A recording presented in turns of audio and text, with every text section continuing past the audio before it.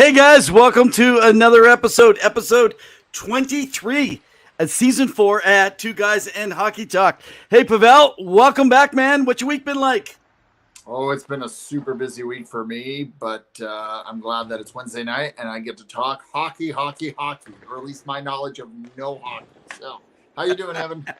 Hey, doing good. Still nursing a little bit of time off work. So if you are watching from work, I just got to tell you, I really am sore. I'm bearing through the pain to be here, even though I'm laughing and smiling when I say it. You know, I actually went back at the last couple of weeks while I'm dealing with my injury, and I'm like, okay, does he actually look like he's in pain?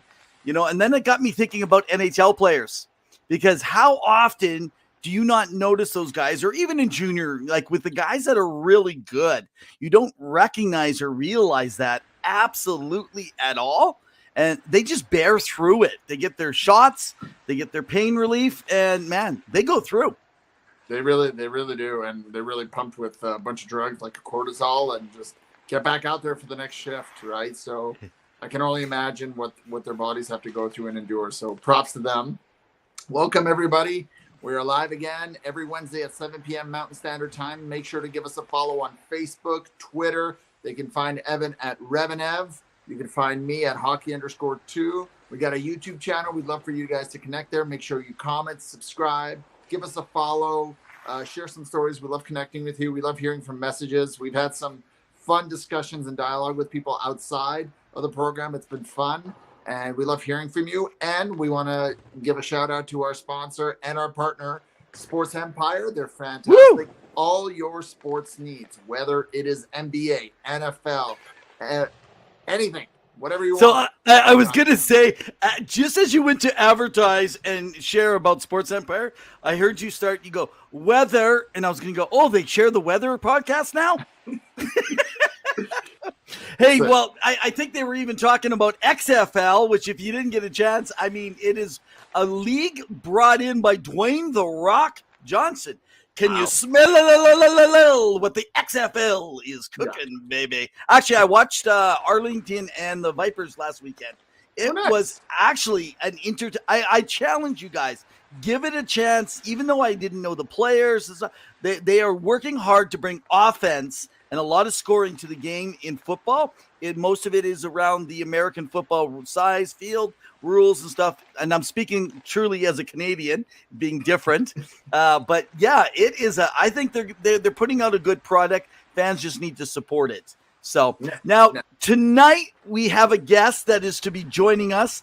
I will not advertise that guest because our guest is late tonight. I'm not sure where they may be at this time. So before I will wait. If they show up, then we'll throw them into the background. If they don't show up, we're going to steal their thunder and just talk about the team anyway. Sure. But what I think we need to do, I know there's a lot happening around junior hockey. We can spend more time next week around junior and NCAA. There's a lot of excitement. Some of the European leagues, what's happening in the KHL. Not that we care about Russia themselves, but actually the players in the league and what's happening, some of the teams, some of the prospects. But right now, front and center, what we're dealing with, obviously, is a lot of rumors and a lot of talk and speculation of things that have moved around. And so this should be fairly easy for us to navigate around. Now, if you want to be a armchair GM and make your calls, but let's talk about what's realistic. Let's talk about what's fun all around that whole ball game there tonight. And by the way, I don't know if you guys noticed, but I'm wearing the pink shirt today. So share some kindness. It's about anti-bullying Pink Shirt Day. So thanks for supporting the cause there. Not, Pavel. Well, you're going to just start a rumor that I'm just pro-bullying and everyone's going to come at me now. Well, exactly. You know, you're trying to, like right now, you're claiming you're the victim now, when truly I'm the victim, and you're always all over me on this podcast, bullying me. No, I'm just joking. So, only when you mispronounce names. But so I got a little story before we get to our main segment. So I got my beverage. Let's do it, man. Let's do it. Cheers. There we go. Cheers. To a very cold night tonight. So, hey, what's up, Key? Nice to welcome, man. Key, it's always a pleasure. Rockstar. So, woohoo. I want to say I took my dad out last night to the Oilers Philly game. He had a blast. He had never been to Rogers Place. He enjoyed himself. You know, he had a few questions, you know, and he knows soccer better than, or, you know, football in Europe, but he knows soccer better. So, you know, kind of explaining some of the rules. And he honestly didn't even know who McDavid was, you know, the one person on the planet. Yeah, he doesn't follow sports. Yeah, that's my father. But anyway, so, you know, I'm explaining to him and stuff like that. And we're chatting about stuff. We're sitting in the lower section, and lo and behold, the cannon fires, and I get to catch the T-shirt. I do. I catch the T-shirt. And I'm thinking, oh, I want a free great Oilers T-shirt. Little did I know what it actually says on the T-shirt. Can I show you, Evan? Let's do it. Let's do it. Let's show the T-shirt. He's gone. No, he's I'm right here. here. Picture. Here he is. Okay, so, let's show us the T-shirt. When you get a Cannon T-shirt, it's pretty good. I caught this shirt at an Oilers game. You see this? This is what they're sending. I wanted just an Oilers logo T-shirt. The orange is nice. Well, but it has to specifically say that I did it. Okay. So my question is, so everyone runs for those things when they come your way? Did you actually take it from a kid? There was nobody sitting behind me, but there was like on the left-hand side. But there was somebody directly behind me, and that person tried to go for it. But given my long reach, my tall stature, I was able to grab it from her and win. So there you go. Hey, were you with me? Was it last playoffs or something that they shot his shirt? I figured it would be a kid size. Do you remember that? And I actually got the shirt and I gave it to the mom. I think it was the watch party last summer. Oh, yes. Or last spring. Yeah. So just so you guys are familiar, now we're thanks to you, by the way, where you're joining in from the southern states, Arizona, California, Florida, whether you're up in Pennsylvania, the states, central, maybe Seattle, maybe you're in Western Canada, maybe you're in Eastern Canada, Central Canada. We are in the mountain time range above Colorado and Montana, in Alberta. It is a cold one around here for us today. That's why Pavel's wearing his toque indoors, because he can't even keep the heat up enough. And for those of you who aren't from Canada, a toque is just a hat. It's okay. But I know not everyone knows that lingo, so there you go, Evan. Just wanted to correct you again. All fair. So, but anyway, so having said that, we do as much as we can around the local hockey. So just a little while back, I unfortunately I didn't get it ready. We'll get some of your stuff up from the Pandas game. One of our former coaches, not former coach, but former guest, who is a coach for the Women's University of Alberta Pandas team. That was Howie Draper. Time. I caught a puck in that one, but I did give that to a little fan, because that's something that I don't really need. So okay, so that sounds great. So let's just talk about taking something. So when something comes out, what is the protocol? So you guys tell us too. What should be the protocol when it comes to something coming your way? Now, let's say it's intense. You really want a shirt like Pavel did. Pavel literally took that off someone's back. No, I'm joking. He happened to have an empty. It landed and it was empty. But what is the right thing to do? Do they always have to go to women? Do they always have to go to children? What is the right thing to do? What's your take? I'm more of the belief that, you know, if there's children in the area and they're very excited and they're jumping, give it to the kiddo, right? It's kind of like the baseballs when you see at MLB stadiums, and, you know, a player catches a baseball, or a fan catches a baseball and gives it to the fan. I'm all for that. And even the puck, like, give it to the kid. It means more to them than it does to you. You know, that they're more excited about that souvenir, you know, and unless you're a diehard fan, but really, I mean, if you're an adult, it's a little silly to like have it, especially if there's kids around there, right? Or if you push a kid away just to grab it. And I've seen that. Yeah. I saw that in baseball, right? They have their gloves. Yeah. They'll just press it. Okay, so let's go a little deeper though. It's the midst of a playoff rush. You're second, third, maybe you're in the semifinals, you're in the Stanley Cup playoffs. And you know the players out there, that's worth some money. That puck that's coming your way. Or maybe something along that line. Does it matter? Do you still have to give it to the kid, or is it wrong to try to get it for yourself? Like, when is it wrong to just accept it that you actually were this guy that could actually catch a puck? Well, what I'm saying is that if there's no kids around, or if it is going to have monetary value and I can prop up the podcast and get us some, better features, then I will take it and sell it. But I don't know how much an Oilers puck is worth right now. So okay, so really, what I hear you saying is if there's a kid in the area, then change your seats and go sit by somebody who's an adult so you can fight with them. Pretty much. So I will say, I think it depends on the item. So is it a puck? Because they're more likely you can get a puck. It's not expensive. What about a hockey stick? The way Jack Hughes threw his hockey stick after the overtime win at the end of last year. That's valuable. Of course, but that's valuable. Yeah. And a fan caught it. And I know the friend of that fan. So he caught it. Yeah. So it was pretty good that they got that stick. He was a young person, young adult, I will say, between the ages of 18 and 24. That's what I think young adults are, and I'm not going to age myself. But I think in those situations, you take the stick because that's a pretty cool memorabilia to have. So when you talk about memorabilia, okay, let's just kind of guys, we are going to get to some trade rumors in a moment, but this is really important stuff around the hockey and the passion of a fan, because a fan is meaning fanatic, right? We are reporting what the people want. And I am people. Yeah, and I am people too. And it's our platform, so we get to choose what we want. It's really funny. None of you have questions for us, though. Okay, so I have a question for people while you bring up your point. What would be the best memorabilia you can get at a hockey game from a hockey player or from the game? Oh, you guys, that's good. But best memorabilia. Okay, so. 3, 4, maybe 4 years ago, 5 years ago, Glenn Gullickson got upset, and he was the Flames head coach. Yes. It was during practice, and he had that stick. It was and he threw it, but he threw it out into the stands area. Nobody was there. Is that stick worth some money? Would that be valuable as a memorabilia piece? Possibly, not to sell, but it depends on how it's cracked, but. Okay, but you just got a moment in the history of the best game on ice. Literally, you got a piece of history from a coach who just, how do you forget that moment for telling stories?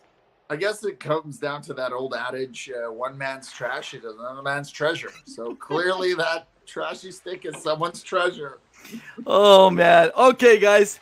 All right, so why don't we move over now a little bit and let's take some time and talk around what we're hearing around hockey. So just so you know, we're not going to pick your favorite team. If you want to mention it in the comments and you have a team specifically that you have some thoughts on, 1 hour in take on, then you go ahead, throw something in there. We'll look at it. We'll comment on it, give our thoughts. It was interesting. So I should mention some of our guests. So next week, now I got to get my weeks right because we got the next couple of weeks. We're full of guests. I believe. So what was it? Fighting for Five. And I apologize to you guys right now. I didn't get his name. The podcast that preserves all the fights in the ECHL. I think it was Fighting for Five. Five for Fighting. Five for Fighting. Okay, my apology, by the way, and I should get your name. But we're going to bring them on the podcast to talk what's happening on the YouTube, where they're shutting down all the information. It's also a name of a band, a pop rock band. Oh, really? Oh, really? Yeah. I didn't even know that. Yeah. It's obviously you're still keeping in touch with your roots, even though you're a daddy now.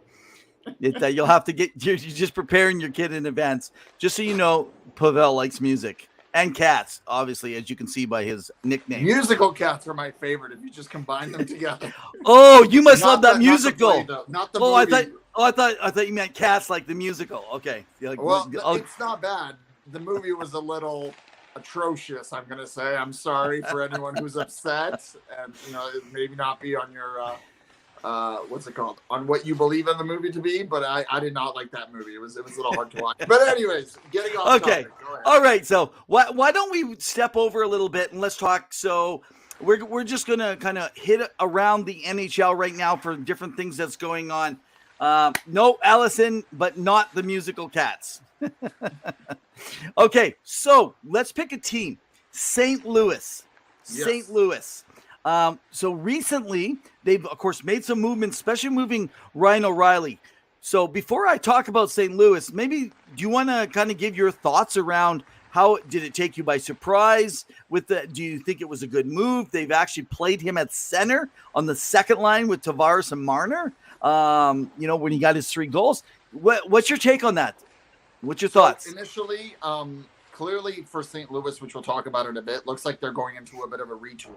For Toronto, this is a good move because they needed depth pieces. And O'Reilly is like a Swiss Army knife because he can be used in any kind of position. He can be on the power play. He can penalty kill. He could be your third line center. He could play the wing. And as you could tell, he had a hat trick yesterday, and he played very unreal. And he had a great game on Saturday too. When Toronto was playing. So it's been phenomenal. And I think they needed that kind of player. People are saying it's a bit of an overpayment, but he can bring a lot. There was a bit of injury this year, but I think he is a really good pickup, especially if Toronto is going to go on a deep run and face Tampa and or Boston. Most likely Tampa in the first round, and if they get past Tampa, Boston. And who do you have in Tampa? You have some big, mean, gritty guys. And if you could put Ryan O'Reilly up against the Stamkos, the Kucherovs, the Braden Points, that gives ease to Marner and Matthews to play a little bit more of an offensive-minded game and can score. Or you put him on the wing if that's what you believe, that you don't have a left winger, because that's kind of what they were looking at. They were looking at Timo Meier. I think that price is a little too high. Yeah. And they also brought in Nola Chari, who they wanted last year, but they just couldn't make work. Depth. And he is a great, deep fourth-line guy and a piece that will get them over the hump, because they need that. They need that size, that grit. And Nola Chari is all of that. So I like this trade for Toronto. Okay. Because they are all in it. And Kyle Dubas, even though he's on his final year, he believes in this group, and he is giving them every reason to win and giving a reason for the guys to believe that they can make a deep run. So just my thoughts. What about you, Evan? So interesting enough, though, how they played him at center and they put John Tavares on his left wing. I found that now John Tavares has always been a good centerman. He plays a decent two-way, but he doesn't have the same kind of speed. Ryan O'Reilly, there's been always something about his two-way game and playing that center, but he can shift. ROR, as they call him, Ryan O'Reilly. I always think of Ring of Honor, in wrestling, ROH, but it's ROR. This move, last year, I know some people have likened it to the Nick Foligno trade and what they gave up and all that stuff.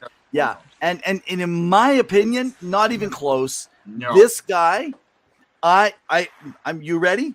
I am going to go on a limb, even though I do not like their goaltending still. I am going to say, because it's a 98% chance they face the Tampa Bay Lightning in the first round. I am going to say they are going to make it out of the first round. And this trade is what is going to have done it. And if it's not, I think you can say goodbye to Kyle Dubas. Yeah. I think Brendan Shanahan. Well, but the problem is, but that's going to be the board, right? That's been the board is going to have to remove Shanahan, and I think he's been there since 2004, and there hasn't been much results. But I don't think it's so much. Season. Yeah, and I get it, but you know what? He had one guy in. He replaced him once. They always get a couple GMs to go through. It seems with presidents. Otherwise you'd be looking at Bob Nicholson in Edmonton being gone already. Even though they made the Final Four. But I do think if you're a Maple Leafs fan, you have something to be excited about. But you're going to have to hope that one of those goalies gets hot, because those goalies are going to cost you the game. They are not goalies that have been proven in a playoff pressure game. That's the only downside. The question is whether Matt Murray will be healthy enough to start the playoffs and be ready to play, that he can get a few games in. That's the big challenge, because he's on IR right now, right? Yeah. The other thing that was just noted by the organization in Toronto is that Jake Muzzin is out. He's getting surgery, and he's not going to be playing this year. Maybe next year, but it's going to be reevaluated in the off season. Most likely, his career could be done. I don't want to speculate on that, but that one's sad. That one is a big loss. So I don't know if Toronto's still going to make a push for a Lafferty in Chicago, like a defenseman. Yep. But be mindful. Or a Luke Shen. I know he's been tied a lot to Tampa Bay, but he may go to Toronto, right? So I see him potentially being moved for a third or fourth round pick. Third may be a little high, but a fourth. And I don't know why Vancouver will get rid of him. I think he's a great piece for them. But again, I'm not the GM. I'm just an armchair GM. Okay, so Excuse me. You were just talking about how, because it kind of looks, and there's talk about Colton Parenko also, right, being out there available. If you look at his contract and how old he is already, he's not the same player. He was hidden, let's face it, behind Jay Bouwmeester and Alex Pietrangelo back in. So he got that second line that kind of worked well with what they had going. But now they're relying on him where he is. He's not a super fast player. He's strong. He's able to, get that puck move still. But will you want to take on, what is it? I believe still another 6 years. Yeah. And it's in the $7 million. You can correct me if you have the actual stats in front of you. So here's something I want you guys to think about. Because there's talk that the Blues are in on Timo Meier. Now, a lot of teams want Timo Meier, but it's going to cost you next year. So, first of all, I will come back later to Vegas. I do not believe Vegas is looking at Timo Meier. They've asked a question. They've thrown some stuff out there, but there's not the same interest, in my opinion. I'm just saying it from that standpoint. Doesn't mean I could be totally wrong, but I'll explain to you in a moment. 8 years, that's 6.5 left. 8 years. There you go. So close to 7. Okay. Now, here's the thing about the Blues. Now, the Blues, yes, they may be looking. The price is steep. But what I want you guys to recognize, and it's been noted that the Blues general manager, Doug Armstrong, he is looking to make a quick retool is what's actually being said. Because, think of it. So with Thomas over there and Kyrou, are you going to just waste those years in a rebuild where you break everything down? Because if so, they're going to be up for sale right now too. Now, I believe they're trying to retool on the run. And so they're going to be targeting players that are like 25, 26 years old. Now, they carry 3 first-round picks in this year's draft. And they're even willing to part with some of them. That's why people think the Timo thing could be in place. But I want you guys to watch this. Now, just for history, it's funny how the Blues are in on history, right? Even when they won the Stanley Cup, they're the one team, the one exception everyone holds hope to. Last place before the Christmas break, I believe it was, right? Or 5th, oh, my goodness. Okay, so Armstrong has done this kind of thing before, if you haven't thought about this. If you think about this, what he did is he traded Kevin Shattenkirk for a first round, and he used that first round to get Braden Shen. And then he also moved back then Paul Stastny, and he got a first rounder, which he used to bring in Ryan O'Reilly.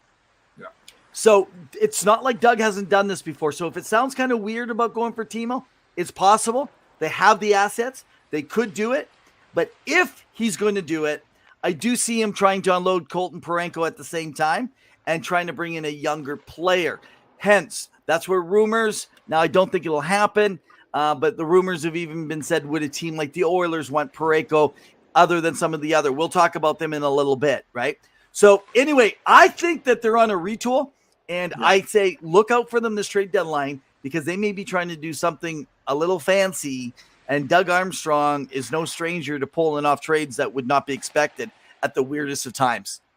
See, and my prediction is that there are rumblings about Colton Parenko going to Ottawa after Ottawa traded today Nikita Zaitsev to Chicago and their 2023 second and their 2026 fourth rounder for future considerations. So now they've been on the market for a while. I know there's been talks, and it was early on in the season for Chychrun. So I wonder, Evan, what about Jacob Chychrun to St. Louis? Because he would be a perfect fit for that team for what they need, especially if they do lose Parayko. And, they've had an overhaul of that blue line. And, we've praised Justin Falk, and Torrey Krug really hasn't, he's been good. He hasn't been what he was advertised as in Boston. But he struggled to make a name, and injury has, succeeded him. But what if St. Louis goes for Jacob Chychrun? Because they have the assets. Wow. I actually hadn't even heard around that, but talking what we just talked about, that can make a lot of sense, but I don't, this is what I believe. And I was going to come to this on the Sens. I believe the Sens just made that trade to land. It looks like from 3 different people that this is a very high possibility that was done to prepare to get Chychrun into Ottawa now. So that could be something that's pulled off in the next 3-4 days even. Now, Or- if that happens, then that's going to go the other way. But if it doesn't get done in the next, because of the trade and the timing, could, like you just said, if they feel like there's too much pressure and they're not willing to pay what they want for Chychrun, could they just look at Parayko and ask for some cap to get eaten, right? So they don't have to press it up high. And then if that happens, that leaves one less person in the fight for Chychrun, which puts the price down. Yeah. Because my understanding, and unfortunately for Oilers fans, if you wanted him, my understanding is the Oilers are not pressing that matter as much as they had a little interest. A little interest has been back and forth, but what's sounding like so Craig Morgan does a lot of writing down in Arizona. By the way, right behind me, you see the jersey. So thanks to my sister, Zill picked me up a jersey while she was actually at the Bullet Arena. So we're going to have her on and talk about some stuff. Oh, speaking. Oh, there we go. There she is. Okay. You really think JC will get traded before the deadline? Yes, I do. I absolutely do. You don't, eh? I don't. Okay. This has been drawn out way too long.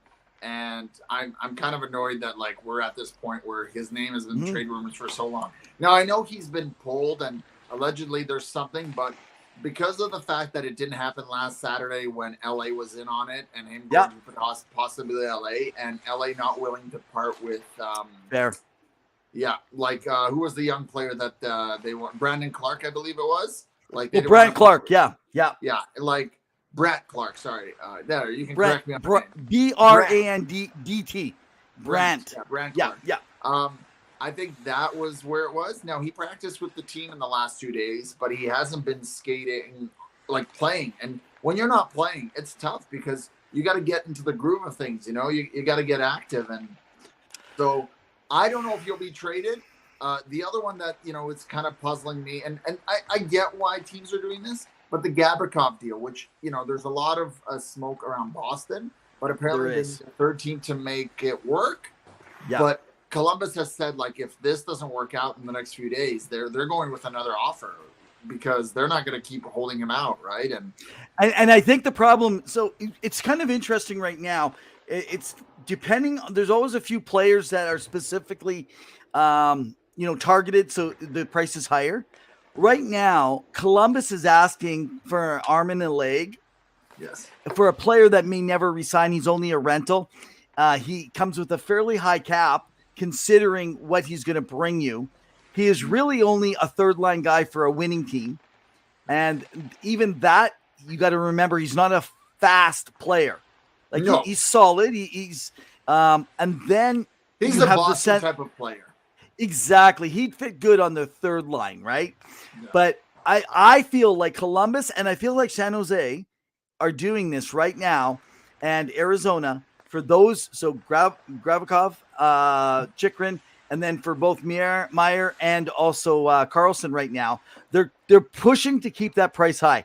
Here's the thing. This is a table of poker. Yes. And who's going to bluff? They're all trying to bluff each other when they'll do it and when they won't. And when one move hits, it's going to send everything crazy. And so watch this though. We've had 3 big moves already, and it hasn't really moved the needle on these guys. Yeah, well, but okay. So the Bo Horvat, Horvat, yeah, Vart. I'll call him Vart because I'm screwing up my enunciation tonight. It was that shot I took, I think, before I got on here. It was the painkiller. The painkillers are kicking in. But anyway, so Bo Horvat, there was a likely possibility of interest in Detroit trying to figure something out while they're still dealing with their Dylan Larkin. No understanding still why that happened. They could have got so much more for him. That was a very confusing move. I think that was just a stupidity move by the Canucks management. As you look at it now, Beauvillier has more goals right now since playing for the Canucks than Horvat, who has 3. Exactly. So now, and Ryan O'Reilly just came into the picture actually in the last 2 weeks more so to talk before this trade just came down. There wasn't a lot of talk in the move. The big moves are on defense. The defense is the place You're forgetting one big piece that St. Louis did beforehand. Okay, what are we referring to? Vlad Tarasenko going to the Rangers. Oh yes, no, okay. So, but now that did make a big move. It That did. made a huge move. Now watch this. The movement, unless there's something behind closed doors going on, Kane is not going to the Rangers, which was his number one destination. Yes, to play with Panarin. Yes. Now it is possible, and there is still there's some connections. So I know someone out there. One that's a regular writer that works with the Athletic, and another one that is a beat writer out in that area, and they're saying that they believe that there's a push in talking to Kane this summer. They're going to be asking, would he take a lower salary and then sign his last contract, regardless of where he goes right now for the end of the season. Now, who knows if he's going to want to take a cut to be able to play. I don't know where he's going to play on the right wing because they have Tarasenko and they also have Kakko, which I believe that line's going to be probably playing second line next year. So unless he's taking Tarasenko's place, they just let Tarasenko walk, right? Or will they be able to sign? So there's all these possibilities around there. But coming back though, the defenseman, that's what I believe, because now Kane, this is what's now being said. Kane only has 2 teams he'll go to.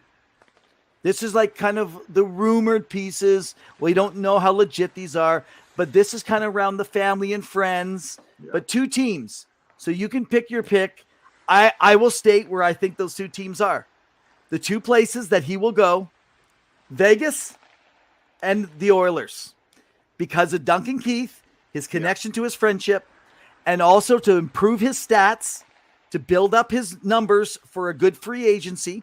He knows he wouldn't play there past that time. I know there's talk that, well, if he did, he might take a lower deal to continue if they make a good run. Yeah, you can guess whatever you want. Just because he's made his millions doesn't mean he doesn't want to make more. And because they'd have a chance to literally, like, no matter what line you put Patrick Kane on, he will always have Connor McDavid, Leon Draisaitl, or at worst, have Ryan Nugent-Hopkins, who is, by the way, under a great contract in his second year, an 8-year contract. The guy is blown it out of the park. How about having his best season? That guy deserves something. So defense, that's where I think it's going to move. When the first defenseman piece moves. That's my opinion. I could be totally wrong. Okay, so so she just brought up Ekholm getting moved out of Nashville. What do you think of what's the possibilities there in your mind? I got to be honest, and I don't want to upset Nashville fans. I think you guys got to be sellers. You got to be sellers. I know that one of your players got injured recently. I'm trying to remember who. Was it Johansson or one of their guys is out for a bit. And, even if you make the playoffs and make it interesting, how far do you believe you can go? Now, again, anything can happen in the playoffs. Don't get me wrong. Absolutely.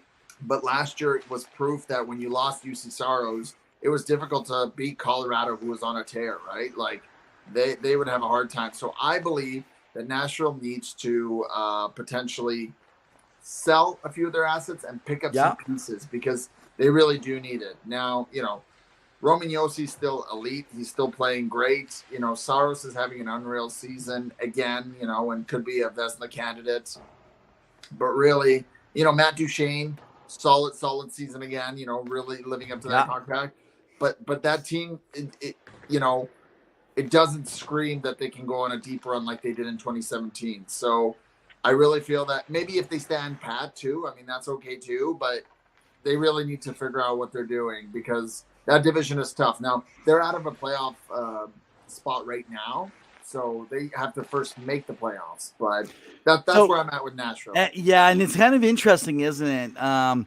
One of the suggestions that I saw written, I had heard just through the tabloids, one of the Athletic writers, just some suggestions around goaltending and trading Saros. And at first I was just like not giving it much credence, but interesting enough, who's in the background? Askarov is sitting waiting. And if they're going to retool, kind of like the St. Louis thing, if they're going to do some retooling, could you actually now send out Ekholm and Saros and UC Saros and then make a trade with someone for something that you actually, because a team that might be just getting there at this point, I'm not sure who that would be. I haven't even thought through the process, but I mean, they're really good. I find Nashville, they're coming out of nowhere. Ottawa are 2 teams that need goaltending. but Buffalo has Devin Levi. So right, and but by the time you bring him up, it's still a little bit, and you have a few others. Craig Anderson is on a final year of his contract, and he may retire at the end of the season. It's possible. But look, they're pretty happy so far this year with Luukkonen, though, right? They I are. mean, he's sitting there else to fill in, and is he going to be enough? You want a tandem, and I believe he played. What was it before? You talking about Eric Comrie, their backup? Yeah. I think he's playing there, but he's been injured for a while. So yeah, and I mean, Ottawa needs a goaltender as well. But that's just my prediction because they've talked about getting rid of Talbot. But go ahead. Okay, so let's throw some speculation, guys. Let's have fun. This is Armchair GM now, and I haven't heard anything around this. What if they grab Saros and Ekholm? If they went that direction, that's a good pickup. While they're retooling, they give up something. Who knows? They're going to give up a little bit of a draft pick, possibly. But yeah, I actually think that that's a possibility. I think this all comes back to one main key defenseman, Jacob Chychrun. Yeah. It really comes back because teams are sitting there trying to make a decision on a contract that is workable for a team. But I don't think anybody wants to worry about bringing Jacob Chychrun in unless they need to keep low on the salary. And you're talking about a top 8 team. Yeah. So what are your possibilities? Like, where could he possibly go? So we know the Sens have had interest in him. Yeah. We know there's been somewhat interest from the Oilers on him. LA's been Los Angeles, and they were asking too much. Now they're saying they want 3. They want 3. First round, which means either a first round prospect in the system, whether it's a first round pick itself or a player that's on a roster that's a first round in that lower range, 24 to 25. Mm-hmm. So is he worth that for the years that are remaining on his contract? Well, here's the thing. That's the risk. Why do you sit the player out? Now, I don't know about you. Let's go. Can I go on a rant? Can I do a rant? Okay. Why would teams now sit out players? You just said it earlier. The guy was he was playing excellent, improving his stat. It's like they were worried he was going to fall off and hurt himself. So they wrapped him in bubble wrap and they sit him on the side. It's not fair to the player at all. At least he's getting paid. But at the same time, it's just like, if I'm a team, I want to see him playing right now. I do not think that adds to his trade value. But what I think what's going to happen in the end, there you go, Jacob Chychrun. I think what's going to happen in the end is that trade's going to happen a little bit earlier. And this is why. Because Arizona does not want to be left at the deadline on deadline day, pushing for the top 3 all the way through. If everybody holds out and say, we won't pay that 3, they're going to need to bite before that, because if they wait till last minute, they're stuck with Jacob Chychrun there, and they got nothing, and it's going to be that much further past, and a team this summer can find another guy for a defenseman. So I actually think it's going to be done before the trade deadline because of that reason with That's it. Fair. That's fair. I think they can still change him in the offseason given his contract left of 2 years. Oh, you can, but you're not going to 4.6. But you're not going to get the 3 down. You're not going to get the 3 picks that you've been pressing for this year. I don't see anybody doing that. 3 people. And we knew he had an injury he came back from. Ryan O'Reilly got, and Noel Acciari got 4, so. Well, I guess we'll see, right? Okay, so Sharks, let's talk about them. They're asking not for an arm and a leg, but they're looking for a heart. It's just like, okay, so they have the 2 picks. So let's talk about Meyer. Okay. I still hold firm. If you're asking what my opinion is, so I can tell you that offers have been put out in New Jersey. They've already set some offers. There's been 2 offers that have gone out. That I know for certain. But they're not willing to pay the price that they're asking right now. And yet the fans are like, come on, but they're asking for top quality young guys to want to get back for them. And so this is one of those things, and they haven't allowed people to come talk to Meyer yet. Right? If you can at least talk to him, maybe can you sign a contract, and you're going to pay more then, but if you don't let us talk to him. So I think that they're playing the game of chicken. Mike Greer, I think, was a really good poker player when he was younger. or maybe he went and took up poker after he finished his NHL playing career. But the guy's good. I will give that to him. He is not just letting his players go, which other teams have done. And he gambled on the fact Carlson, even this year, would have the season that he's had. There was the fact that he now is in a position to offload that contract, because if he doesn't get rid of those two players, they are not going to be able to have the true rebuild, and they are not trying to retool. They are trying to rebuild. Correct. And to do that, they need to lose some games. They need to lose some games, man. Well, players aren't going to lose games. We had this discussion a few weeks back, so you guys should check out our episode on that. But I think at the end of the day, Mike Grier, the one other good thing about Mike Grier's position is that he is in his first year as a GM, so there is almost no pressure on him to do anything. You know what I mean? Lots of gambling in San Jose. That's true, Zellstrom. Lots. Well, some of that gambling moved to Edmonton now, so. But the thing is that team, they don't have a lot of prospects in their system, right? Yeah. In their farm team. So they want to build that up. And I think that's why they are looking for players who are prospects right now. Yeah, absolutely, who have right? had a couple of months, if not a year or two in the AHL or maybe the KHL, and they've played a little bit, and they're starting to get their groove. And I think that's what they're looking for, to restock their cupboards, right? Yeah. That's what they're looking at. The other thing with Meier that people have to remember is he's got a $10 million qualifying offer, and that is what could be upsetting. Now, New Jersey does have the cap space, and they do have a lot of prospects. They could trade away one or two of their guys. Who would that be? Alexander Holtz. That's my prediction. I don't know. He'd be a good key piece that they'd probably be interested in. Again, you also have to look at relationships. I know there was talks, for example, with Tyler Bertuzzi and Kevin Holland coming to Edmonton, right? He's not, because Detroit's making a push for the playoffs. But you got to look at those relationships and what does that look like. Or maybe he was coached by David Quinn beforehand. Look at players like that. So that history always helps, because that's very influential. But as for Carlson, the fact that he's having one of the best 5-on-5 points in the season as a defenseman on a team that's struggling, that shows you how dynamic he is. And I remember how dynamic he was in 2017 when he played with a fracture in his foot against the Pittsburgh Penguins to go to double overtime in the Eastern Conference Finals. That man can skate. He has talent. He has been through a lot, and he is really proving himself. And I know that he has kind of discussed about opening up his no trade clause movement, because he has that in place, people, for one Canadian team.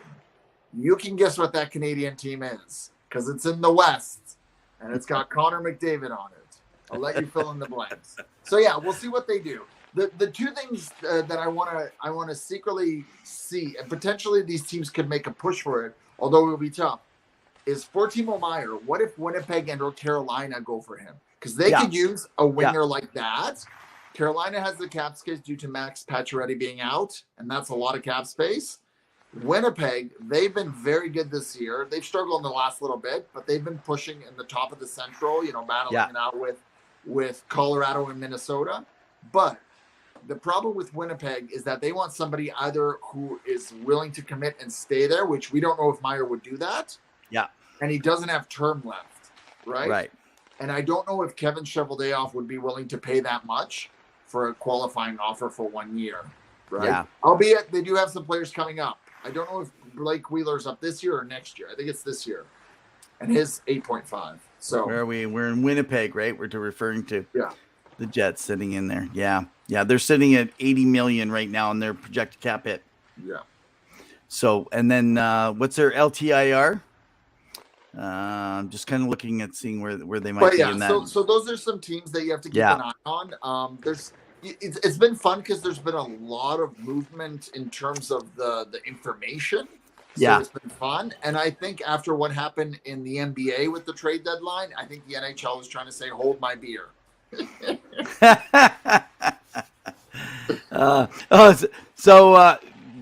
You're being asked, conspiracy theorist now, the cat.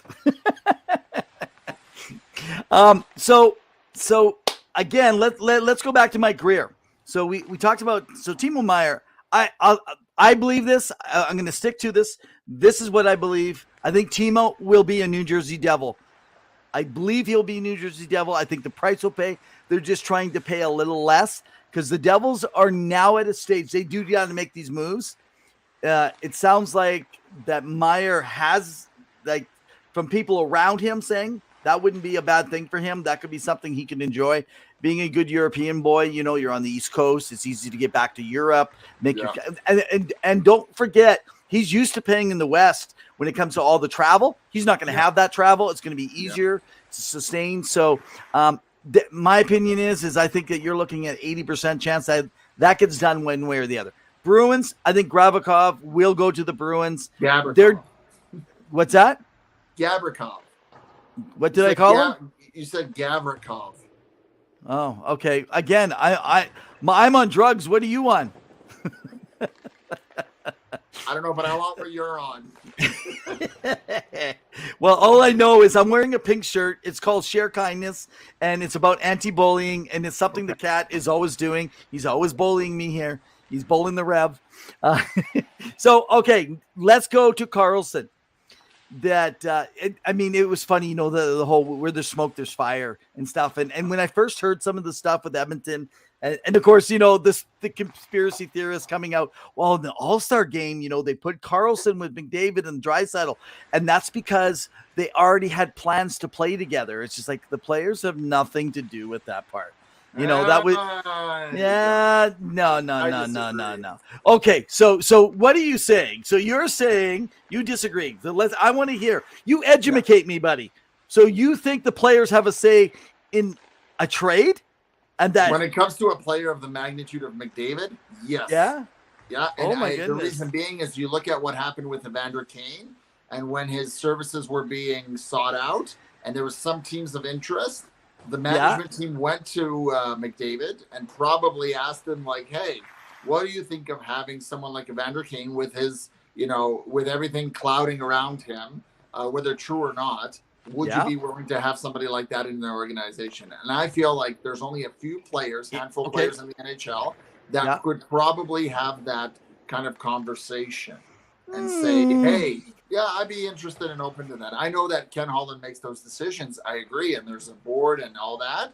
I still think that they will try to do whatever it takes to appease McDavid. Just like Toronto tried to do whatever they can to appease Matthews. So according to your theory, then McDavid actually runs the team essentially, and they would do whatever he wants. And but if they want to appease him, they would have done way more than they've done. They would not have sat so still. And Connor McDavid has said, hey, I leave that to Holland. I don't make those decisions. And when Evander came in, they wanted to make sure not to disrupt the locker room. That was a big piece for chemistry. He's like, you know what? Everyone deserves a chance. He's got skill. And everyone was spoken to. Leon Draisaitl was spoken to. Darnell Nurse was spoken to. The Nuge was talked to. I believe back then Duncan Keith was talked. They had a discussion. And I believe the same thing for Carlson.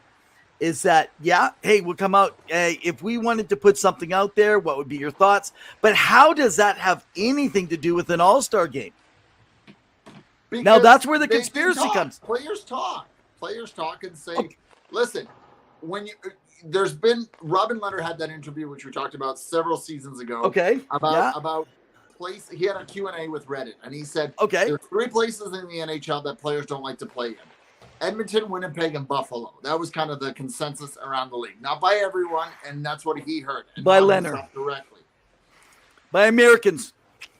Whatever it may be. And there's been even recent reports that whether it's Seattle, Detroit, or Edmonton may get the All-Star game, and Brad Marchand piped up and said nobody wants to go. Oh, my God. Players. So we can talk about that in a sec. But those kind of things definitely can hinder a player from willing to go. Or just like the no trade list for 7 teams. We know that 7 of them are the Canadian teams because they don't want to deal with that. Exactly. Now you have a new arena in Edmonton. Now you have Connor McDavid and Leon Draisaitl. And it's a team that is competing for the playoffs and can make a run and did last year. So now when you're selling to a player, hey, by the way, you can come play with Connor McDavid and Leon Draisaitl. Would that not entice you as a player? And of course, when players talk, they're going to be like, well, what's it like to play in Edmonton? What are the fans like? What's the atmosphere like? What's the city life like? And I'm sure those two guys tell them. And I'm sure they say, yeah, this is what it is. And I'm sure, again, it's spitballing, but players would love to be GMs because they like to do fantasy sports as well, whether it's football or anything else, and say, hey, it'd be cool if we played together. So you think while they're at the All-Star game, they had a background discussion and convinced the coach to let them play together? Is that what you're saying? I'm saying that they probably had a conversation and be like, how fun would it be to play together? I'm not saying they went through the logistics and how many first rounders they give up. I'm saying that they had a conversation and Carlson said, "Oh, it'd be fun." And then you think then McDavid went back and said, "Holland, let's talk. We want you to look into bringing Carlson into Edmonton." No, I think then Holland was looking at different things, and then when he said, so he was watching the All-Star game. Probably. I don't know. So he's watching the All-Star game, going, "Oh, they like playing with Carlson. That's why I want to." Really, you really believe that? The organization has been looking for a puck-moving defenseman, even though they have to. That is still what they're looking, which is why, as you noted earlier, they're not looking into Chychrun. They're looking into somebody who's a puck-moving defenseman. Yeah. Give me a strong puck-moving defenseman that can come to the Oilers and play and have a big effect. Duncan Keith had that good effect and was able to do what they wanted. Like him or hate him, exactly. Mike Smith also helped out, with his puck-moving abilities. That's what the Oilers and leadership want. and leadership ability. And it actually is interesting too. So I don't think there was any conspiracy behind it. I just think that there was talk of the player is having a Norris candidate season. I mean, right now I can't see another player getting the Norris ahead of him if everything stays the same through the rest of the year. Now, having said that, not only has there been discussions around the team and filling out the chemistry, because Holland does that. He talks to his team all the time. Really good GM that way. But there's even been talk where it's been noted that the question was brought up, well, was there not some rift between Evander Kane and Erik Karlsson? Well, Evander Kane was playing in San Jose, and it's actually been brought out. Evander Kane is 100% supportive of Karlsson should they actually make and go in that direction. Bringing me to this, how often is a player sought out and that many side conversations have already gone on and it never came through? So now the local radio station in Edmonton, Alberta, and a lot of the media outlets, of course, are been on all over this. It's hot, it's cold, it's been fun, but it's breaking a lot of hearts. And they talking about an off season. So this is what I think has happened. I do think that there's all these conversations.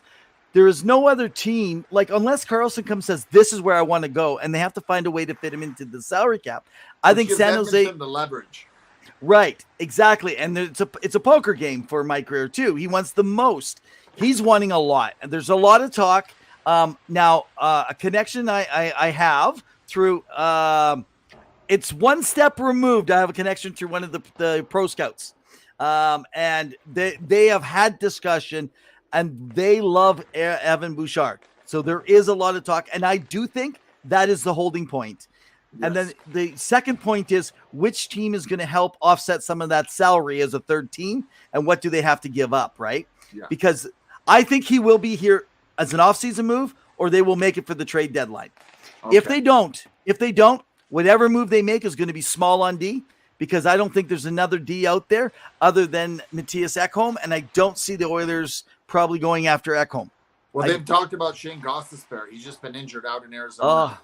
And that's what they've had their sights on him for a while as well. And he's had a good season there, but he's been injured for the last little bit. For me, I think that was media based. I don't think there was anything in behind that. I don't think they have any I personally maybe I'm wrong. But I don't think, and if they go after him, they're going to be really sorry. That guy's got a lot of injuries. Zill was just talking about will he stay healthy? I believe you're talking about Erik Karlsson. So Zill, I would say this: will he stay healthy? Okay. Well, okay, but for 2 years he's been recovering from his injury, and that shows a slow recovery.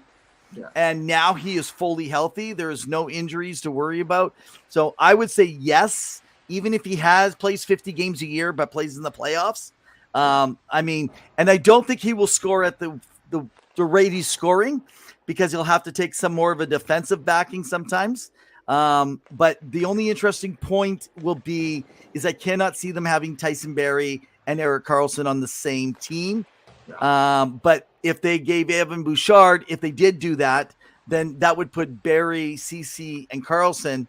Only gives you one guy, but I guess they have David Desharnais on that right side. So if they go with 70, there is possibilities, I guess, around that. That you could be looking at. So, because Evan Bouchard is going to be looking at another qualifying offer and is going to be bumping him up. And frankly, I have no issue with Edmonton moving on Bouchard. So anyway, you know what? I just looked. It's 2 minutes to. So our guest didn't appear. I'm not even going to share who our guest was. So if you were our guest that did not show up for tonight, definitely send me an email.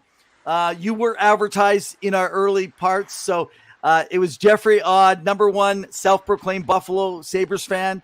I don't know how much you like the Sabres. You didn't want to spread the news with us here on Two Guys in Hockey Talk. I just spoke to him 3 hours ago and sent him the link and stuff, and I've had nothing come in my social media. So I guess we'll be putting him back for about 4 or 5 weeks because we got other guests. Sorry, dude. We wanted to chat with you. I had everything lined up for the contingent. The Buffalo Sabres, I've held this spot because I've had a chance to talk to some beat writers out of Buffalo. So we'll see what happens on this.